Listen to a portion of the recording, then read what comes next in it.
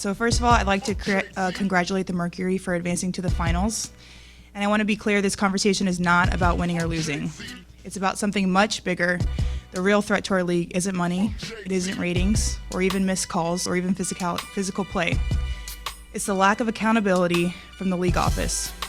Since I've been in the league, you've heard the constant concerns about officiating, and it has now reached levels of inconsistency that plague our sport and undermine the integrity in which it operates.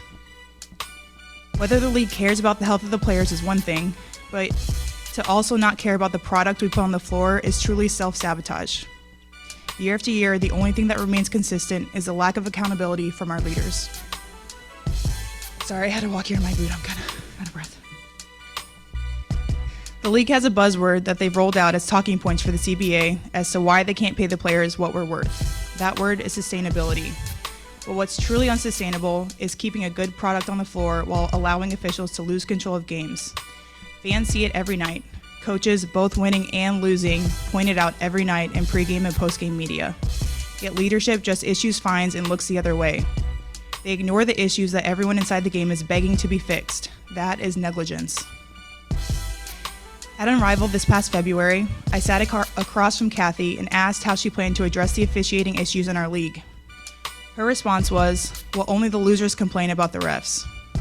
I also asked how she planned to fix the fact that players like Caitlin, Angel, and Paige, who are clearly driving massive revenue for the league, are making so little for their first 4 years. Her response was, Caitlin should be grateful she makes $16 million off the court, because without the platform that the WNBA gives her, she wouldn't make anything. And in that same conversation, she told me players should be on their knees thanking their lucky stars for the media rights deal that I got them. That's mentality driving our league from the top. We go to battle every day to protect a shield that doesn't value us. The league believes it succeeds despite its players, not because of them. I have the privilege of watching my husband run a league where he has to balance 100 different things at once. I won't pretend the job is easy, but even with all of that on his plate, he always takes the time to reach out to players when he sees an injury, whether it's Unrivaled or even during the WNBA season. That is what leadership looks like. It's the human element. It's basic integrity, and it's the bare minimum any leader should embody. This year alone, I've gotten calls, texts, and well wishes from so many players across the league. Those moments remind me that sometimes there are things bigger than the results than this game we play. But do you know who I haven't heard from? Cathy. Not one call, not one text. Instead, the only outreach has come from her number 2 telling my agent that she doesn't believe physical play is contributing to injuries. That is infuriating.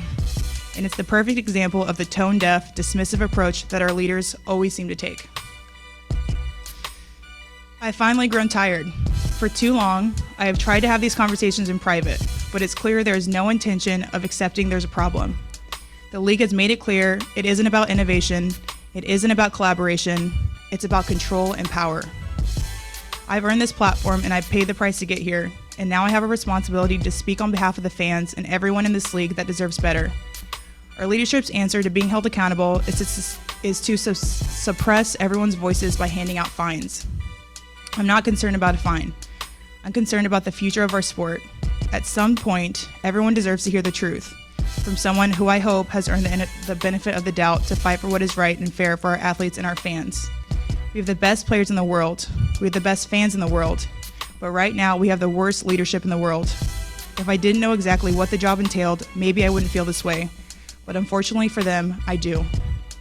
We serve a league that has shown they think championship coaches and Hall of Fame players are dispensable, and that's fine, it's professional sports. But I will not stand quietly by and allow different standards to be applied at the league level. Thank you.